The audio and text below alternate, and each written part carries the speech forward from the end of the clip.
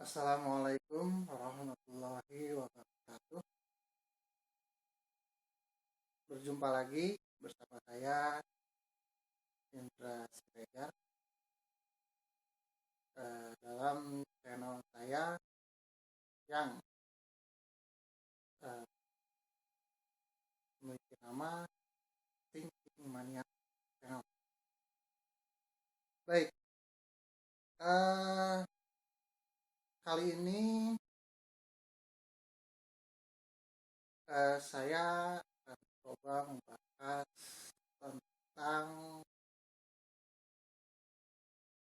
hal yang berkaitan dengan profesi saya, yaitu dosen pendidikan matematika. Hal yang akan saya bahas adalah merupakan hal yang sering menjadi masalah dalam pendidikan matematika, yaitu kenapa sih pembelajaran matematika itu tergolong sulit, bahkan tidak sedikit yang sampai kini masih beranggapan bahwa matematika adalah pelajaran yang menakutkan bagi sebagian siswa. Nah,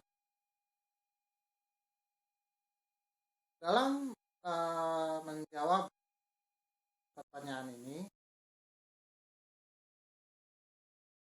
namun sebelum saya menjawab, saya sekali lagi katakan bahwa ini sifatnya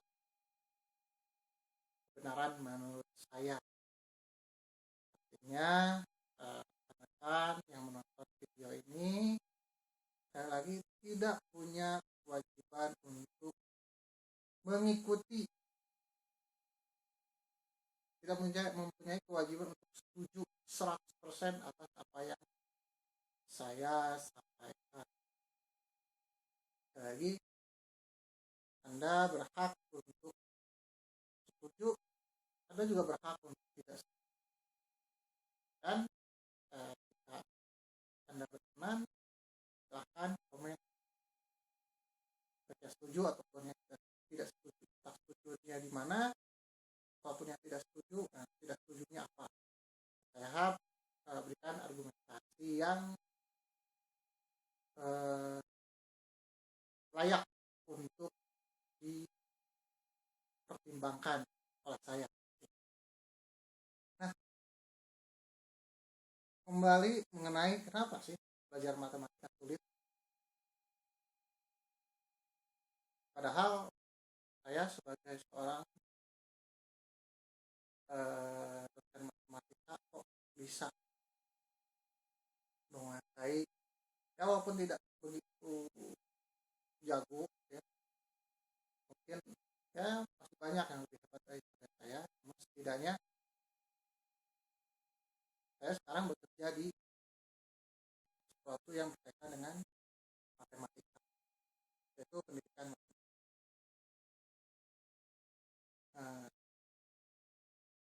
Dalam menjawab kenapa matematika sulit, saya akan coba mengingat sedikit membagi pengalaman saya dalam mempelajari matematika. Jujur, walaupun saya saat ini saya berprofesi sebagai dosen di bidang pendidikan matematika, namun perlu saya akui bahwa ketika saya masih duduk di sekolah SD, SMP, SMA, saya sama sekali tidak memiliki nilai yang bagus dalam matematika. Saya mulai memiliki nilai yang bagus itu sejak kuliah. Itu pun sebetulnya biasa-biasa saja. Namun setidaknya bekal tersebut cukup untuk melanjutkan pendidikan saya di S2 di bidang pendidikan matematika juga. Nah, di S2 saya bisa ternyata mengikuti pembelajaran matematika yang diberikan di kampus yang saya ikuti itu dengan bekal pengalaman saya di S1. Dan ternyata pengalaman saya belajar di S2 itu mampu mengantarkan saya untuk mencapai atau misalnya pernah mengalami kuliah di tingkat S3. Walaupun untuk S3 ini saya gagal di tugas akhir, namun untuk mata kuliah yang berkaitan matematika saya bisa mengikuti, bahkan dari beberapa nilai dari beberapa mata kuliah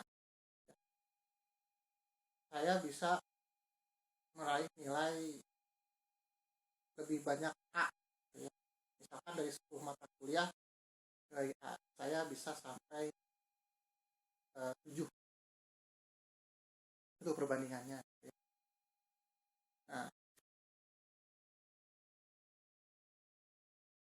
dalam pengalaman saya tersebut saya sedikit merenung. Waktu SMA saya nilai matematika saya tidak bagus, tapi kenapa saat kuliah saya bisa kuliah bahkan kerja di bidang yang berkaitan dengan matematika? Apa sih yang bikin saya bagus? Apa sih yang bisa membuat saya lebih baik nilai matematikanya, pemahaman matematikanya dibandingkan di SMA? Ternyata setelah saya renungkan, ada satu hal yang mengubah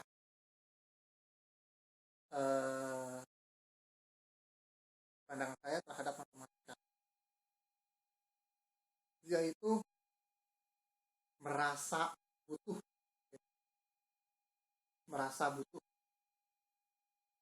Ketika saya SMA, saya tidak dulu punya gambaran kita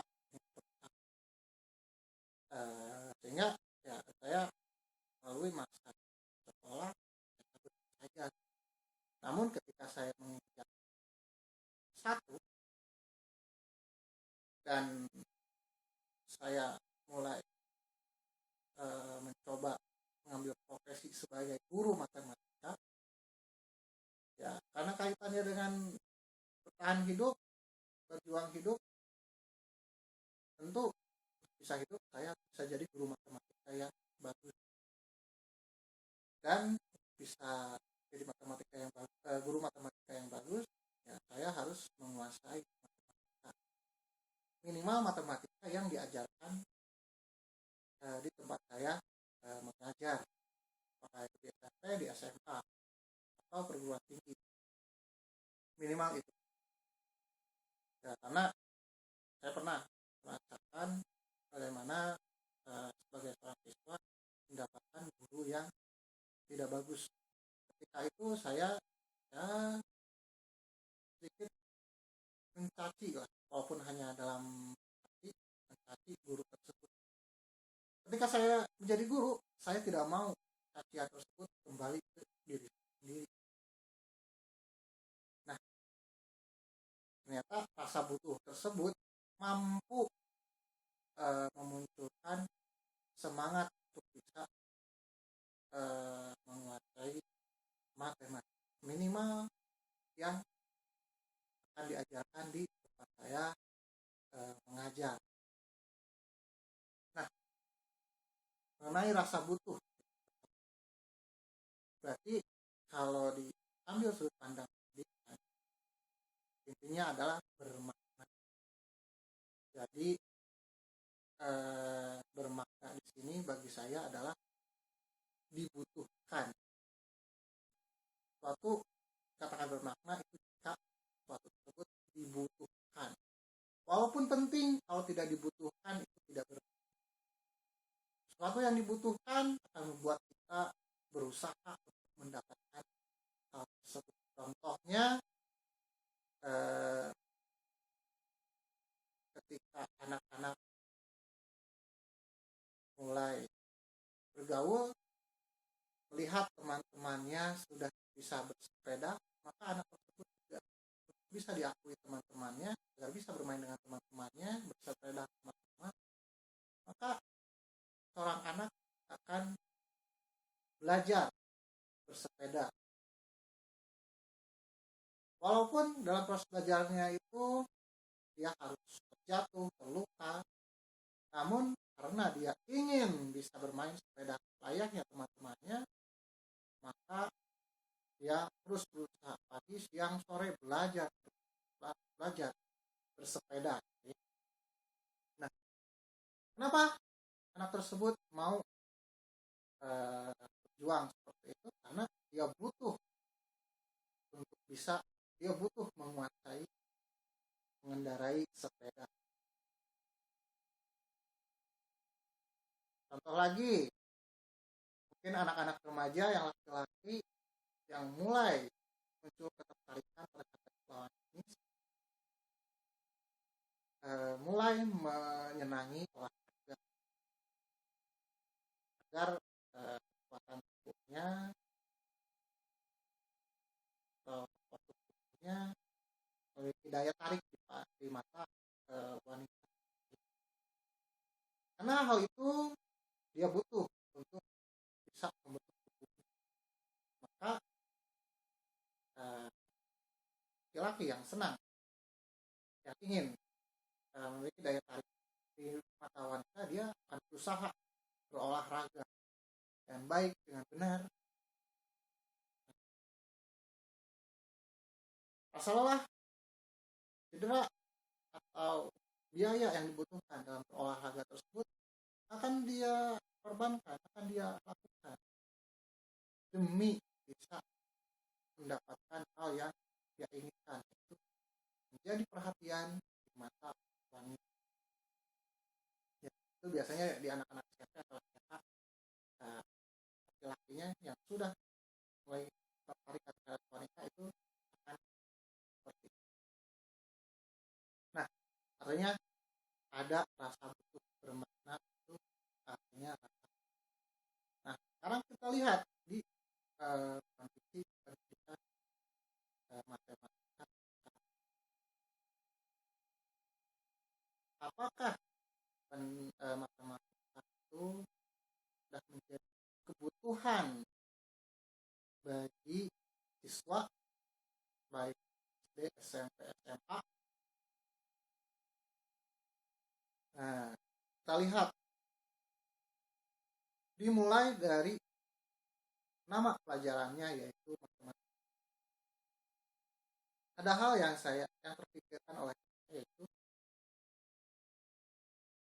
arti dari pelajaran matematika.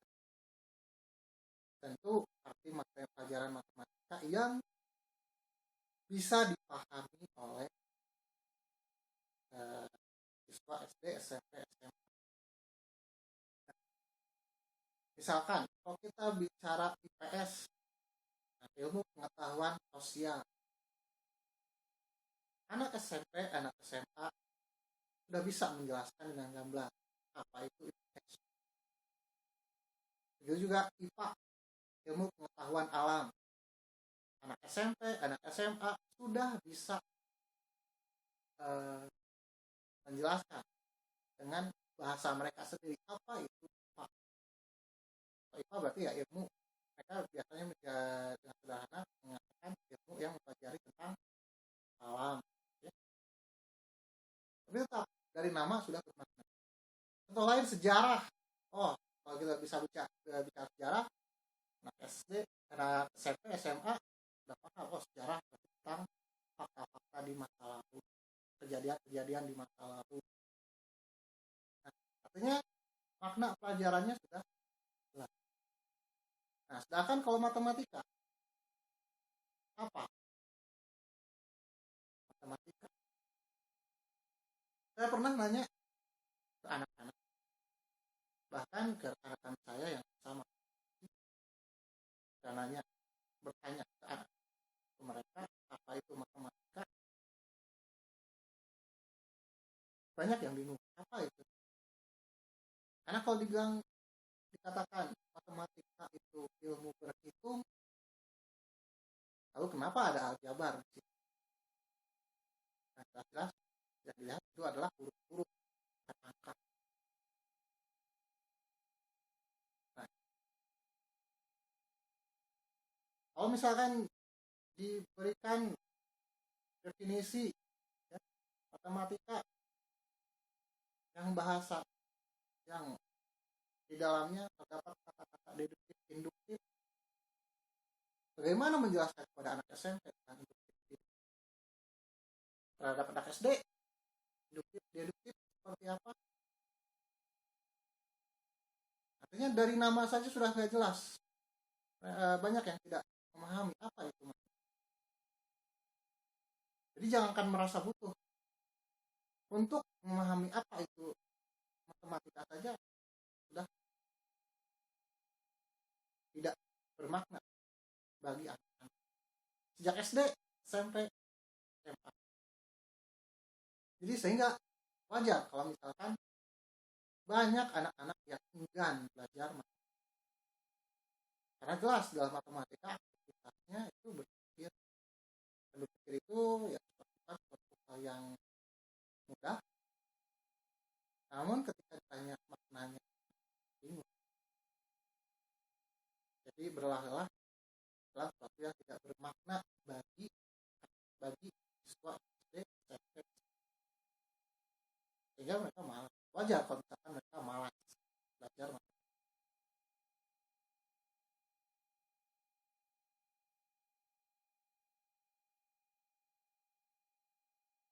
makna dianggap benar.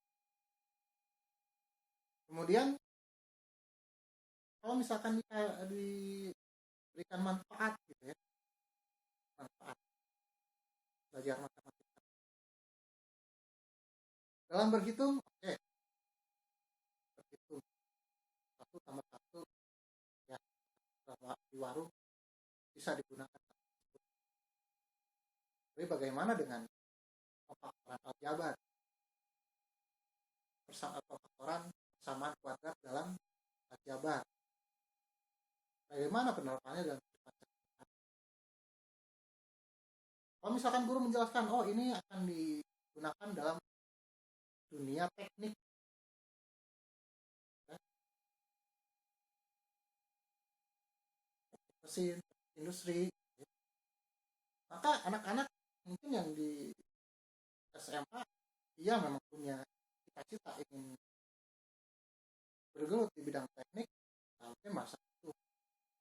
Tapi bagaimana dengan anak-anak yang walaupun dia masuk kelas 4, tapi cita-citanya ya untuk perempuan misalkan hanya sebatas ingin jadi ibu rumah tangga.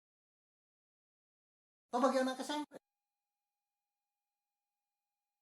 yang mungkin cita-citanya masih terlalu jauh kalau untuk universitas. Tidak jelas mereka mau kemana. Ya, atau contoh lain,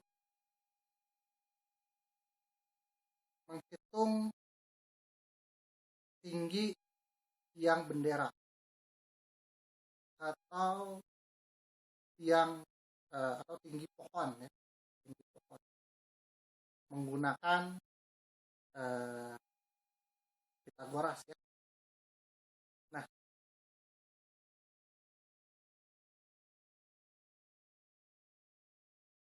menghitung tinggi tiang bendera atau menghitung tinggi pohon ya. Itu kan sering muncul ya di materi buku sekolah dalam materi penerapan Pitagoras ya. Silakanlah tanya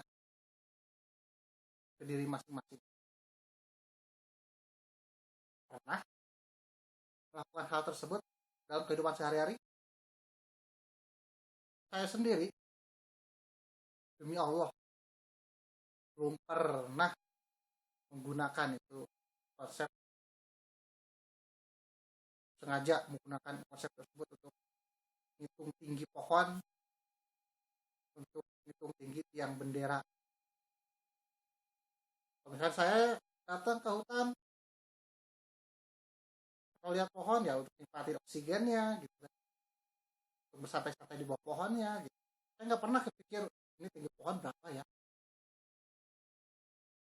karena ya ngapain juga gitu ya, mengukur tinggi, mengukur tinggi pohon.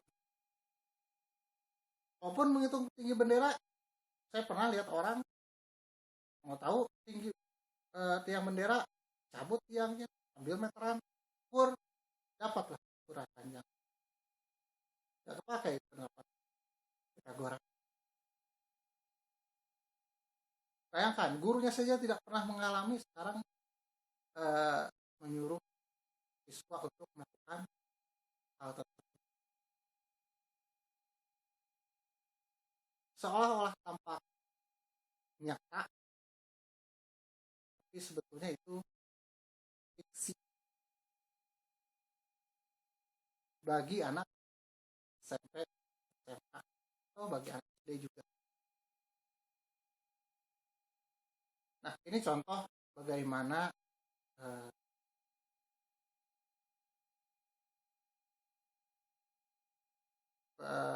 bagaimana arti matematika, bagaimana manfaat matematika yang membuat siswa merasa tidak butuh terhadap matematika. Sehingga wajar jika siswa mencap matematika itu pelajaran yang sulit, mencap sebagai pelajaran yang menakutkan.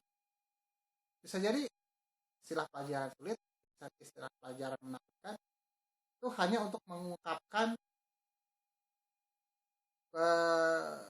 bagaimana sungguh tidak bermaknanya matematika tersebut bagi diri mereka. Nah, dalam menyelesaikan hal ini bagaimana caranya ya? Kita harus berpikir bagaimana caranya agar siswa merasa butuh terhadap matematika. Tapi muncul rasa butuh ini bukan dengan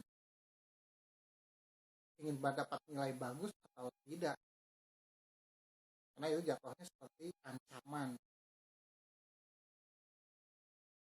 Karena bisa saja kita ketemu siswa yang seperti saya dulu, artinya tidak begitu memiliki tujuan yang jelas, maka tidak peduli dapat nilai berapa, yang penting lulus. Nah, ini salah satunya, kebermaknaan.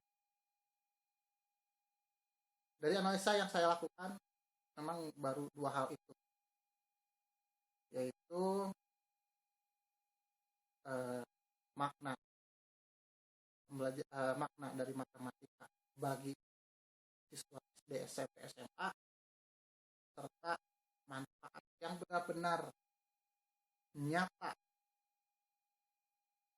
bagi anak-anak. Tapi manfaat pun yang memang jelas-jelas dibutuhkan, seperti ya penggunaan menghitung penjumlahan, pengurangan, pembagian, perkalian, itu jelas kegunaan. Tapi selain yang itu tidak ada, saya sendiri belum menemukan hal yang benar-benar bisa membuat siswa merasa butuh. ada dua hal sebetulnya yang sudah saya pikirkan dan saya uji coba, namun apakah itu bisa diterapkan betul-betul saya tidak tahu, namun katanya masih sebatas penelitian saja. Nah ini ya. Sekali lagi ini hasil pemikiran saya sendiri berdasarkan riset-riset sederhana yang bisa saya lakukan. Saya tidak bisa, artinya ini informasi yang saya berikan adalah kebenaran, tapi kebenaran yang sifatnya masih bagi diri saya. Sekali lagi, rekan tidak memiliki kewajiban untuk setuju atas apa yang saya utarakan. Bahkan saya berharap rekan-rekan baik setuju ataupun tidak setuju mau memberikan komentarnya. Sekian dari saya. Terima kasih atas perhatiannya. Assalamualaikum warahmatullahi wabarakatuh.